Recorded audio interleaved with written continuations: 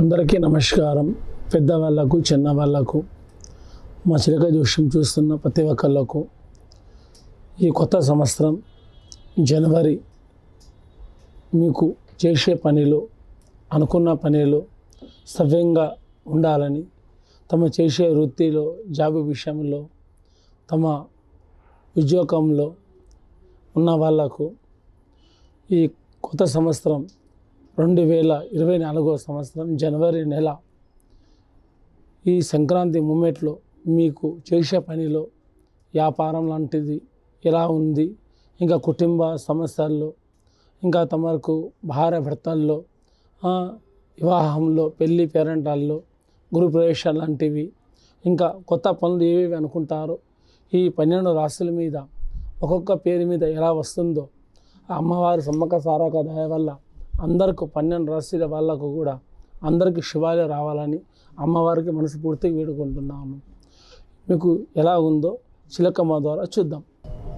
చూడమ్మ, తులారాశి వల్ల జాతకం ఎలా ఉంది, ఎలా లేదు. తులారాశి వల్ల పేరు మీద జనవరి నెల తులారాశి 2024 సంవత్సరం ఎట్లా ఉంటుంది వాళ్ళ జాతకం చూడు.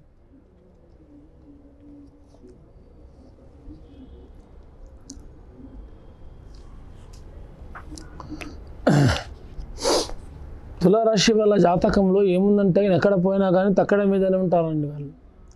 ఇవాళ చేస్తాం పని రేపు చేస్తామంటారే కానీ ఇవాళ రేపు కుదరదు. రోజులు పోతాయి కానీ ముందుకు మాత్రం పని మాత్రం సాగదు. లక్ష్మి వచ్చినట్టే వస్తుంది, చేదారిపోతుంది. అనుకున్న పనిలో, నమ్ముకున్న పనిలో శాంతితో ఓపిక పట్టి చేస్తే వాళ్ళకు చాలా మంచిది.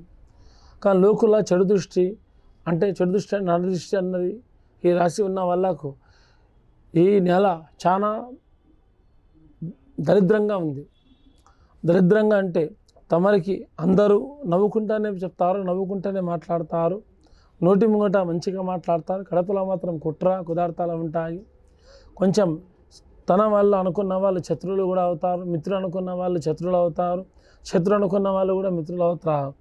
ఈ ఒక 15 రోజుల పాటు వీళ్ళకు ఎలాంటి ప్రాబ్లమ్స్, ఎలాంటి సమస్య ఉన్నా కూడా ఏ ప్రాబ్లమ్స్లో కూడా కొంచెం మీరు జాగ్రత్తగా ఉండాలి.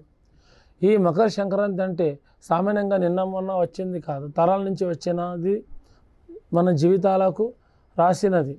అందుగురించి కాబట్టి సంక్రాంతి వరకు కొత్త గొడవలు కానీ ఎలాంటి పరిస్థితుల్లో కానీ కొంచెం జాగ్రత్తగా ఉండండి. ఇంకా చదువుకుంటున్న వాళ్ళు కూడా, ఇంట్లో కొంత ఆరోగ్యంలో బాగాలేని వాళ్ళు కూడా ప్రతి ఒక్క దేవుడికి ఇంట్లో పూజించండి.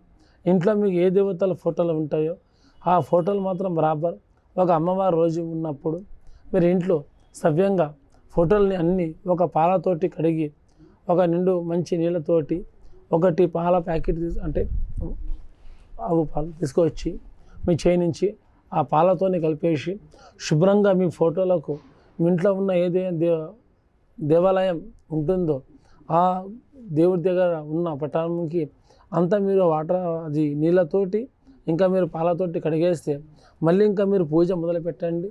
మీ ఇంట్లో కూడా శుభం జరుగుతుంది. ఇది ఎవరికి ఏ మతం చెందిన వాళ్ళు ఉన్నా సరే, ఎవరు ఏ మతమైన ఉన్నా అంటే ప్రతి ఒక్క మతమైన వాళ్ళను కూడా ఇలాంటి కొత్తది చేస్తే ఈ సంక్రాంతి నుంచి వాళ్ళ ఇంట్లో ఉన్న ఏ దరిద్రం ఉన్నా కూడా ఆ ఫలాతోని కటాష్ అయిపోతుంది. అట్లా కాబట్టి ఇలా ప్రతి ఒక్కరు ఇంట్లో చేయండి. ప్రతి ఒక్క పిల్లల నుంచి పెద్దవాళ్ళ దాకా ఆ పూజ మొదలుపెట్టి మీరు బయటికి వెళ్ళేటప్పుడు మీరు పని ఎట్లా జరుగుతుందో చూడండి.